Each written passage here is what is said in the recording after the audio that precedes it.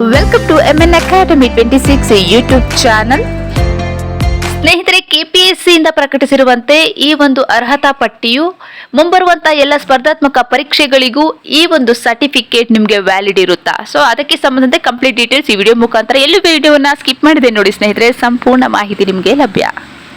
2024 December 7ರಂದು ನಡೆದಂತಹ ಕಡ್ಡಾಯ ಕನ್ನಡ ಪರೀಕ್ಷೆ PDO ಪೇಪರ್ 1ಕ್ಕೆ ಸಂಬಂಧಿಸಿದಂತೆ ಕಂಪಲ್ಸರಿ ಕನ್ನಡ ಪರೀಕ್ಷೆಯ ಒಂದು ರಿಸಲ್ಟ್ ಅನೌನ್ಸ್ ಆಗಿದೆ ಸ್ನೇಹಿತರೆ. ಅದರಲ್ಲೂ NaN-HK ಭಾಗದ ಅಭ್ಯರ್ಥಿಗಳ ಈ ಒಂದು ಅರ್ಹತಾ ಪಟ್ಟಿ ಇದಾಗಿದ್ದು, ಇದರಲ್ಲಿ ನೀವು ಮೇನ್ ಇಂಪಾರ್ಟೆಂಟ್ ಆಗಿ ತಿಳ್ಕೊಬೇಕಾಗಿರುವಂಥದ್ದು ಸ್ನೇಹಿತರೆ ಕೇಳಿ. ಈಗ KPSC ಅಂಡರಲ್ಲಿ ಮುಂಬರುವಂತಹ upcoming competitive exams recruitment exams conduct ಮಾಡಿದಲ್ಲಿ ಕಡ್ಡಾಯ ಕನ್ನಡ ಪರೀಕ್ಷೆಯನ್ನ ತೆಗೆದುಕೊಳ್ಳುವ ಅವಶ್ಯಕತೆ ಇರೋದಿಲ್ಲ. ಅದರಲ್ಲೂ ಇಲ್ಲ ನಾವು ಪೇಪರ್ 1ರಲ್ಲಿ ಇನ್ನಷ್ಟು ಒಳ್ಳೆ ಸ್ಕೋರ್ ಮಾಡಬೇಕು ಅಂತಹ ಅಭ್ಯರ್ಥಿಗಳು ನೀವು ಅರ್ಜಿಯನ್ನು ಸಲ್ಲಿಸಿ ಈ ಒಂದು ಮತ್ತೆ ಕನ್ನಡ ಪರೀಕ್ಷೆಗೆ ನೀವು ಎಕ್ಸಾಮ್ ಅಟೆಂಡ್ ಆಗ್ಬೋದು.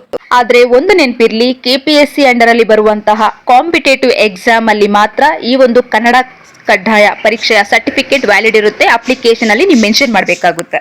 ಅಂದ್ರೆ ನೀವು ಅರ್ಜಿಯನ್ನ ಸಲ್ಲಿಸುವಾಗ ಪೇಪರ್ 1ರಲ್ಲಿ ಕನ್ನಡ ಕ್ವಾಲಿಫೈಡ್ ಆಗಿದೆ ಅಂತ ಹೇಳಿ, ಓಕೆನಾ? ಈ ಒಂದು PDF ಕಾಪಿ ಬೇಕಾಗಿದ್ದಲ್ಲಿ ಇದೇ ವಿಡಿಯೋ ಡಿಸ್ಕ್ರಿಪ್ಷನ್ ಬಾಕ್ಸ್ ಮತ್ತೆ ನಮ್ಮ ಯೂಟ್ಯೂಬ್ ಚಾನಲ್ ಡಿಸ್ಕ್ರಿಪ್ಷನ್ ಬಾಕ್ಸ್ ಅಲ್ಲೂ ನಮ್ಮ ಟೆಲಿಗ್ರಾಮ್ ಚಾನಲ್ ಲಿಂಕ್ ಅವೈಲೇಬಲ್ ಇದೆ. ಈ ಒಂದು PDF ಕಾಪಿಯನ್ನ ನೀಟಾಗಿ ನೋಡ್ಕೊಳ್ಳಿ.